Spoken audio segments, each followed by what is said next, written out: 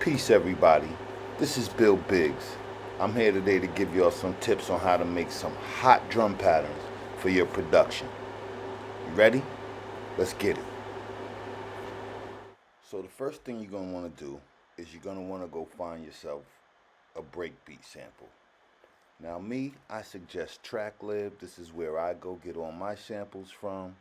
You can clear the samples for your production.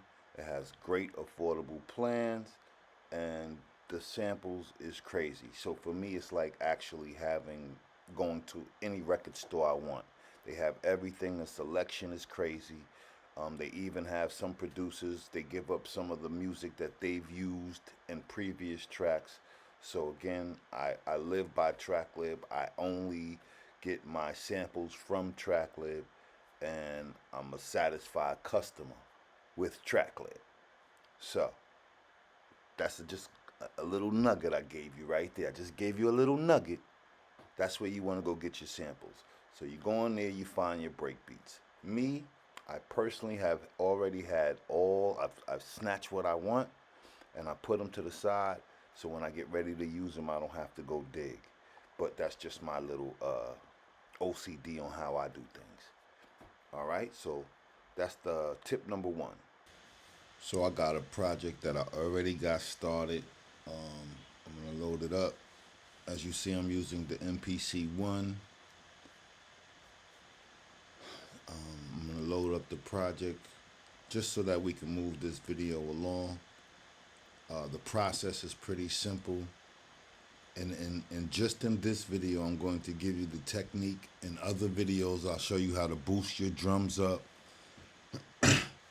how to make them sound better within the project. And I can't wait to get my hands on that 3.0. Another thing I want to tell y'all is if you're already getting on TrackLibs and you have stems, it'll make it a lot easy, but sometimes TrackLibs already has the multi-track there for you. So it gives you a lot of, saves you a lot of space and time and getting right to it. So that's just a quick tidbit I'm gonna give you there.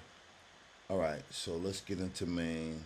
I prefer using the one as opposed to the software, but I do use the software. I started on the software.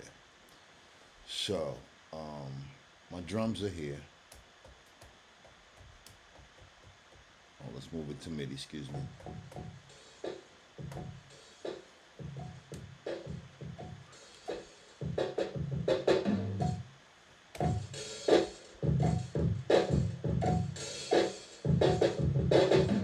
So that's the break I chose.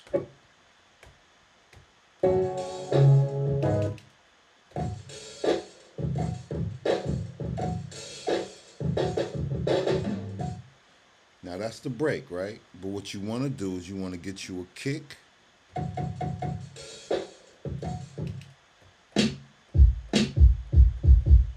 And a snare. Whatever kick and snare that you like.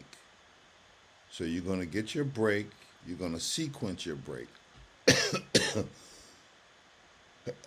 I have my sequence at, let's solo this out, at 85.50.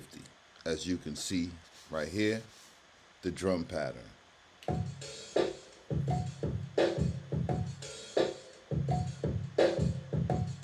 And that's just the break.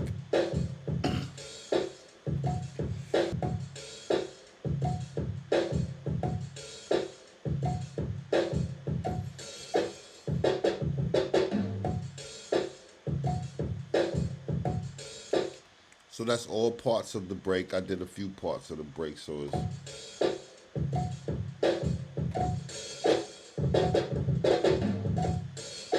So you can hear all of that, right? And then again, I showed you the kick and the snare. So what I'm gonna do now is I'm going to add my own pattern on top of that pattern, just to give it some kick and to add on to the break and make it my own. So yeah, now you should be ready to add your kick and your snare to the project. So let's see how that sounds, what I did. and you'll be able to hear it, and you can see it.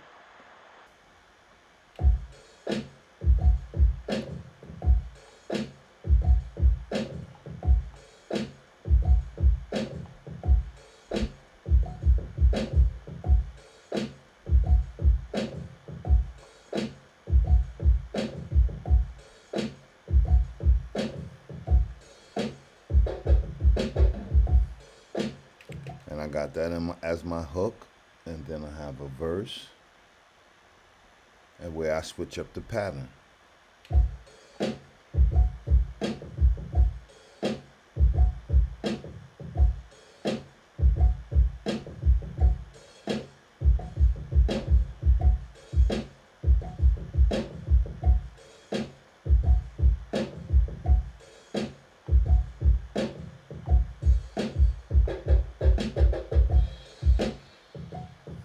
So you can apply that process to any DAW that you are utilizing. Just remember to find you a good break, a good kick, a good snare, hi-hats, so forth and so on, and add on to the break.